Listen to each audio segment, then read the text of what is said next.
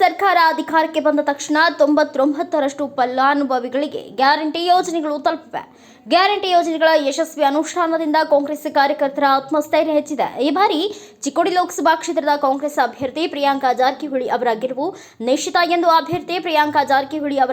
ನಿಶ್ಚಿತ ಎಂದು ವಿಧಾನ ಪರಿಷತ್ ಸದಸ್ಯರು ಹಾಗೂ ಕರ್ನಾಟಕ ಸರ್ಕಾರದ ದೆಹಲಿ ವಿಶೇಷ ಪ್ರತಿನಿಧಿಗಳಾದ ಪ್ರಕಾಶ್ ಹುಕ್ಕೇರಿ ಅವರು ಹೇಳಿದರು. ಚಿಕ್ಕೋಡಿ ಲೋಕಸಭಾ ಚುನಾವಣೆಯ ಹಿನ್ನೆಲೆಯಲ್ಲಿ ಕಾಂಗ್ರೆಸ್ ಪಕ್ಷದ ಅಭ್ಯರ್ಥಿ ಅಧಿಕೃತ ಪ್ರಿಯಾಂಕಾ ಜಾರಕಿಹೊಳಿ ಅವರ ಪರ ಚುನಾವಣಾ ಪ್ರಚಾರಾರ್ಥಕವಾಗಿ ಯಡಿಯೂರು ಗ್ರಾಮದ ಅನ್ನಪೂರ್ಣೇಶ್ವರಿ ಮಂಗಳ ಕಾರ್ಯಾಲಯದಲ್ಲಿ ವಿಧಾನ ಪರಿಷತ್ ಸದಸ್ಯರಾದ ಪ್ರಕಾಶ್ ಹುಕ್ಕೇರಿ ಅವರು ನೇತೃತ್ವದಲ್ಲಿ ಕಾರ್ಯಕರ್ತರ ಸಭೆ ಜರುಗಿತು. ಈ ಸಭೆಯಲ್ಲಿ ಕಾರ್ಯಕರ್ತರನ್ನು ಉದ್ದೇಶಿಸಿ ಮಾತನಾಡಿದ ಪ್ರಕಾಶ್ ಹುಕ್ಕೇರಿ ಅವರು, ರಾಜ್ಯದಲ್ಲಿ ಕಾಂಗ್ರೆಸ್ ಸರ್ಕಾರವು 58,000 ಕೋಟಿ ರೂಪಾಯಿ ವೆಚ್ಚದಲ್ಲಿ ಪಂಚ ಗ್ಯಾರಂಟಿ ಯೋಜನೆಗಳನ್ನು ಅನುಷ್ಠಾನಗೊಳಿಸಿದೆ. ರಾಜ್ಯದ ಪ್ರತಿ ಕುಟುಂಬಕ್ಕೆ ನಮ್ಮ ಸರ್ಕಾರದ ಯೋಜನೆಗಳು ತಲುಪಿವೆ.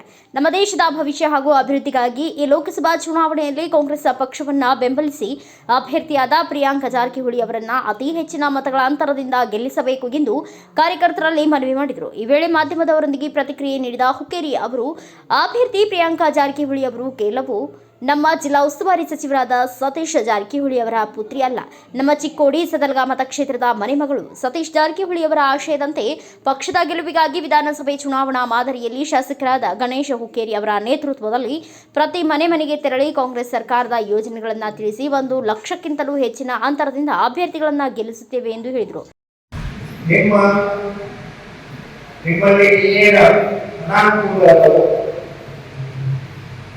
ನಿಮಗೆ ಅನುಕೂಲ ಮಾಡಿಕೊಡಬೇಕು. ಆ ಒಂದು ಹೋದ ಇವತ್ತು ಜಾಗತಿಕವಾಗಿ ಪಕ್ಷಾತೀತವಾಗಿ ನಾವು ಇವತ್ತು ಕೆಲಸ ಮಾಡ್ತಾ ಇದ್ದೀವಿ. ಈಗಾಗಲೇ ವಾತಾವರಣದಲ್ಲಿ ಗ್ಯಾರಂಟಿ ಯೋಜನೆ ಅದಕ್ಕೇನು ಅದರ ಬಗ್ಗೆ ಹೇಳುವ ಅವಶ್ಯಕತೆ ಇಲ್ಲಲ್ಲ.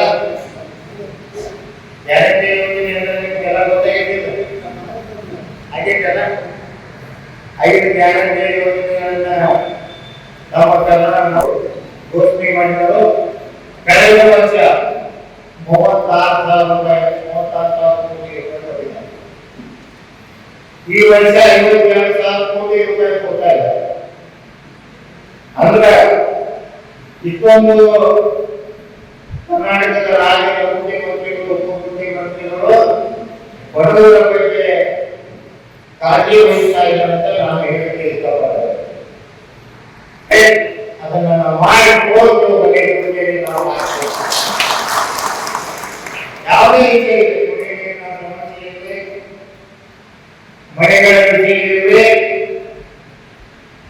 ಅಥವಾ ರಸ್ತೆ ಯಾವುದೂ ಕೂಡ ಈ ಜಿಲ್ಲಾ ಪಂಚಾಯಿತಿ ವ್ಯಾಪ್ತಿಯಲ್ಲಿ ಬರುವಂತ ಹಳ್ಳಿಗಳಿಗೆ ಯಾವುದೋ ಕೂಡ ಈಗ ಆಗಿಲ್ಲ, ಈ ಊರಾಗ ಕೆಲಸ ಆಗಿಲ್ಲ ಅಂತ ಹೇಳುವಂತ ವ್ಯವಸ್ಥೆಯನ್ನ ನಾನು ಮಾಡ್ತಾ ಇದ್ದೇನೆ. ವಿಶೇಷವಾಗಿ ಮೊನ್ನೆ ನಮ್ಮ ಇಂಗ್ಲಿ ಇರ್ಬೋದು, ಮಾದರಿ ಇರ್ಬೋದು, ಚಂದೂರು ಇರ್ಬೋದು, ಇರ್ಬೋದು ಮತ್ತು ಜಿಲ್ಲಾ ಉಸ್ತುವಾರಿ ಸಚಿವರಾದ ಸತೀಶ್ ಜಾರಕಿಹೊಳಿ ಕೂಡ ಈ ಕ್ಷೇತ್ರಕ್ಕೆ ಕಾಂಗ್ರೆಸ್ ಅಭ್ಯರ್ಥಿಯಾಗಿ ಪ್ರಿಯಾಂಕಾ ಜಾರಕಿಹೊಳಿ ಅವರನ್ನ ಈ ಚುನಾವಣೆಗೆ ನಡೆಸಿದ್ದಾರೆ. ನಾವು ಮೊದಲನೇದಾಗಿ ನಿಮ್ಮಲ್ಲಿ ಕಳಕಳಿಗಳನ್ನು ಮಾಡುತ್ತೇನೆ. ನಮ್ಮ ಬರುವ ಚುನಾವಣೆಯಲ್ಲಿ ಮಾಗಡಿ ಜಿಲ್ಲಾ ಪಂಚಾಯತ್ನಿಂದ ಹೆಚ್ಚಿನ ಮತ ಕೊಟ್ಟು ಅವರನ್ನು ಆಯ್ಕೆ ಮಾಡಬೇಕಂತ ನಿಮ್ಮಲ್ಲಿ ಕಳಕಳಿಗಳನ್ನು ಮಾಡುತ್ತೇನೆ. ನಾಳೆ ಈ ಸದಲಗ ಕ್ಷೇತ್ರವನ್ನ ಸುಮಾರು 1978ರಿಂದ ಪ್ರತಿನಿಧಿಯಾಗಿ ತಮ್ಮ ಸೇವಕರಾಗಿ ನಾವು ಈ ಕೆಲಸ ಮಾಡ್ತೇವೆ. ಇವತ್ತ ನಿನ್ನೆ ಮಾಜಿ ಜಿಲ್ಲಾ ಪಂಚಾಯತ್ ಆಯ್ಕೆ ಮಾಡಿದರು.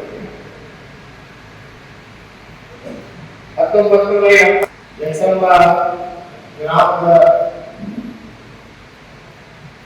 ಅಧ್ಯಕ್ಷನಾಗಿ ಆಮೇಲೆ ಜಿಲ್ಲಾ ಪಂಚಾಯತ್ ಸದಸ್ಯನಾಗಿ 88ರಿಂದ ಇಲ್ಲಿವರೆಗೆ ನಾನು ಸೇವಾ ಮಾಡ್ತಾ ಇದ್ದೇನೆ.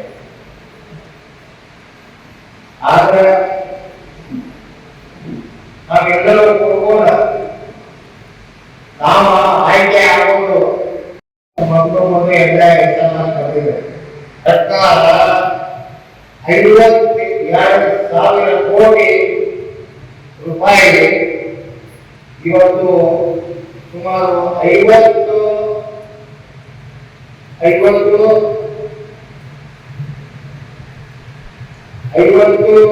ಕಿಲೋಮೀಟರ್ 50 ಕಿಲೋಮೀಟರ್ ಒಂದು ಕ್ಷೇತ್ರ ಕೊಟ್ಟಿದ್ದಾರೆ. 189 ಕ್ಷೇತ್ರ ಪ್ರತಿ ಕ್ಷೇತ್ರದಿಂದ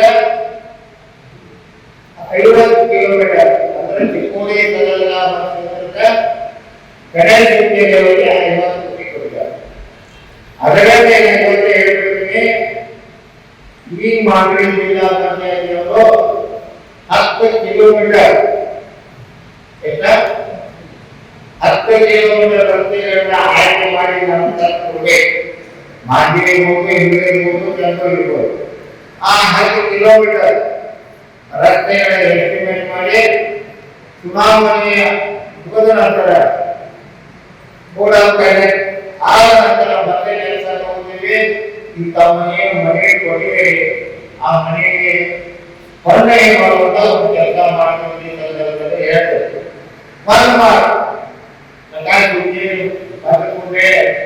ಒಪ್ಪುದಿಲ್ಲ.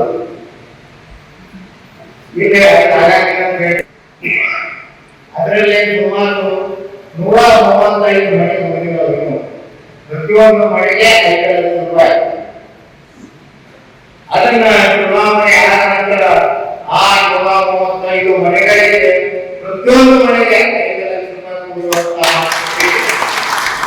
ಯಾಕಂದ್ರೆ ಮನೆ ಪಾಟಿ ನಾರಾಜ न्यायिक सगळं घ्या, नाहीतर घेऊ नका. काय माजी सरपंच वैशाली पाटील, त्याचप्रमाणे गोपाल परवावे, पंढरम माने, अशोक जमदाडे सर्व काँग्रेस पक्षाच्या कार्यकर्त्यांना स्मरून आज म्हणजे लोकसभेला होऊ घातलेले मतदार 7 मे रोजी आहे आणि त्या 7 मेला काँग्रेस पक्षाचे अधिकृत उमेदवार कुमारी प्रियंका जायकवाडी या बहुमताने निवडून तयार केले. त्याच्यासाठी खास करून आम्हाला मार्गदर्शन करण्यासाठी आमचे नेते प्रकाशनला आले. मी एवढं सांगेन की सतत या भागाचं नेतृत्व 40 वर्षे आमचे नेते माजी मंत्री कर्नाटक राज्याचे लेडी प्रतिनिधी यांनी या भागाचा विकास आणि तुमचा आमचा विकास त्यांनी केलेला आहे. आणि हे स्मरून आम्ही काँग्रेस पक्षाला मतदान करायचं बहुमतानं प्रियंका जायकवाडी यांना निवडून द्यायचं आहे. कारण काँग्रेस पक्षाचे सरकार जर केंद्रात आला तर दीनदलितांचं आणि गोरगरिबांचं कल्याण होणार आहे. आता जे आताचं असणारं सरकार 10 वर्ष झालं बीजेपी सरकार देशामध्ये आहे आणि तुम्हाला सगळ्यांना माहिती आहे पहिल्या 5 वर्षामध्ये त्यांनी आपल्याला म्हणजे लोकांना काय काय वाग्दान केलं त्याचं कुठलंही पूर्ण केलं नाही. त्यांनी ऍक्शन दिन देतो म्हणलं, प्रत्येकाच्या खात्यावर 15 लाख देतो म्हणलं, युवकांना वर्षाला 2 कोटी रोजगार सृष्टी करतो म्हणला. त्यांनी कुठले केले, शेतकऱ्यांचा मालाला किंमत देतो म्हणला, डबल किंमत करून देतो म्हणला. कुठलंही काम या बीजेपी सरकारकडे झालं नाही. परत एकदा 2021 आणि त्यांनीच निवडून आल्यानंतर सुद्धा आमच्या देशाचा विकास काही मात्र झाला नाही. आणि जो आम्ही संपूर्ण मत ही प्रियंका जायकवाडी टाकून त्याला आम्ही काँग्रेस पक्षाचा उमेदवार म्हणून निवडून दिल्यानंतर एक मत प्रियंकाला, एक मत प्रकाशनाला, एक मत गणेशांना, तेच मत राहुल गांधींना, तेच मत सोनिया गांधींना, तेच मत आमच्या मल्लिकार्जुन खरगे साहेबांना. हे जर आम्ही केलं तर ज्या काँग्रेस पक्षाने देशाच्या संस्था उभ्या केल्या त्या सगळ्या संस्था खाजगीकरणात देऊन त्या आमच्या युवकांचे रोजगार त्यांनी बेरोजगार करून टाकले. आणि त्याच्यासाठी कुठल्याही परिस्थितीमध्ये केंद्रातलं बीजेपी सरकार गुंतून टाकायचं असलं तर ह्या मतदारसंघातून प्रियंका जायकवाडी या निवडूनच जायला पाहिजे. एवढा होता याचं ठाम मत आहे. आणि मी एवढं सांगत होतो की गेल्या मे महिन्यामध्ये आमच्या कर्नाटक राज्यामध्ये जे काँग्रेस पक्षाचं सरकार आलं, ते सरकार आल्यानंतर त्या सरकारनं आपल्याला 5 गॅरंटी योजना दिल्या होत्या. 5ही गॅरंटी योजना सरकार स्थापन झाल्यानंतर पहिल्या 3 महिन्यामध्ये हे जे सरकार आमचं जे बोललंय काँग्रेसचं सरकार ते करून दाखवलंय.